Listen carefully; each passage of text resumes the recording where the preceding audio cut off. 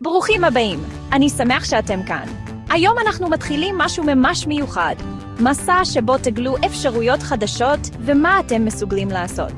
עצם זה שאתם כאן זה כבר צעד ראשון וחשוב. המקום הזה הוא בשבילכם, כדי שתחלמו, תצמחו ותתחברו עם אחרים שהולכים בדרך דומה.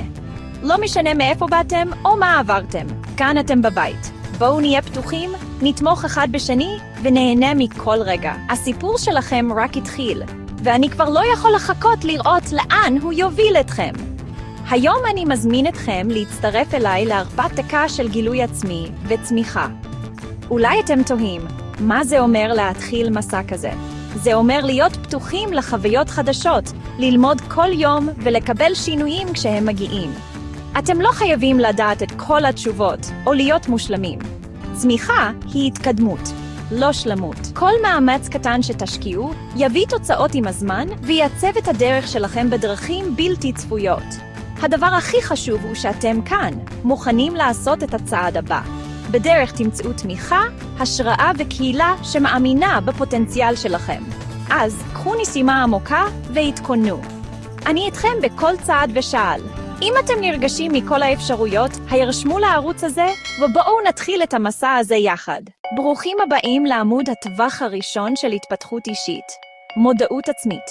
כאן אתם מתחילים באמת להבין מי אתם, לא רק כאדם, אלא גם איך אתם חושבים, מרגישים ומגיבים בחיי היומיום. תארו לעצמכם, למשל, את מאיה, שלוקחת הפסקה ליד שולחנה אחרי פגישה מלחיצה, כדי לשים לב למחשבות המהירות שלה ולכתפיה המתוחות. מודעות עצמית היא הבסיס לכל שינוי חיובי שתרצו לעשות.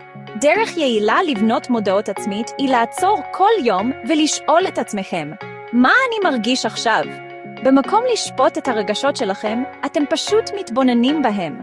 חשבו על אלכס, שלוקח נשימה עמוקה לפני שהוא יוצא מהמשרד אחרי העבודה, הוא מבין שהוא מרגיש חרדה בגלל דדליין שמתקרב. ההפסקה היומית הזו עוזרת לכם לראות דפוסים ולהבין מה באמת חשוב לכם.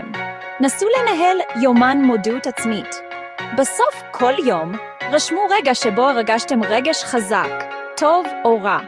לדוגמה, פריה כותבת ביומן שלה אחרי שיחה קשה שהיא הרגישה תסכול ומה היא למדה על הגבולות שלה. עם הזמן, תגלו מה נותן לכם אנרגיה ומה לוקח אותה. אם אתם לא בטוחים מה לכתוב, השתמשו בשאלות כמו מה הפתיע אותי היום, או מתי הרגשתי הכי עצמי. שאלות אלו עוזרות לכם להתעמק ולהתחבר למחשבות ולרגשות האמיתיים שלכם.